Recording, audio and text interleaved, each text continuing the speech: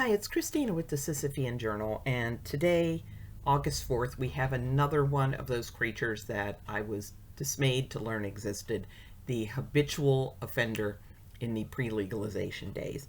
I had been very naive before I started researching criminal abortion deaths. I thought that if you botched abortions, you'd go to prison, and that would take the quacks out of circulation. But I've been finding out that just like post-legalization, pre-legalization, it could be a free-for-all.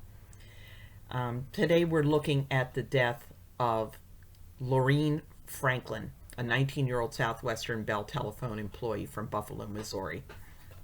She died August 4th of 1924 at the Keester's Sanitarium at 1600 East Harry Street in Wichita, Kansas.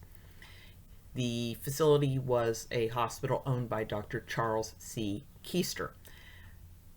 Lorene's sister swore a complaint against Franklin. He had insisted that he'd merely been operating on her for gallstones. But the autopsy found that Lorene had died of peritonitis due to an abortion. Now, Keester had already been implicated in the abortion deaths of Hattie Myers in 1922 and Hazel Hideki in 1923. So it's like he's rolling up a dead patient every year.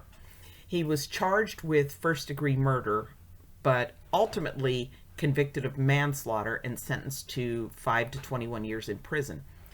He was freed on bail pending a new trial, which was granted after an appellate court found that the judge had erred in instructing the jury that they could find him guilty of first-degree manslaughter when he'd only been charged with second-degree manslaughter. After 8 attempts to schedule a new trial, Lorene's sisters agreed in May of 1927 to sign a written recommendation to end prosecution, and they dropped the case, which was really bad judgment because Keester went on to be convicted in the 1930 abortion death of Rena Armstrong. So, pro-lifers, this is just, as long as people think abortion is the answer, and as long as there are people who are willing to let these people get away with it, we're going to have this happening. We can never, ever let our guard down. We cannot trust pro-choice people to watch out for women's well-being because they become so focused on the abortion happening that nothing else matters.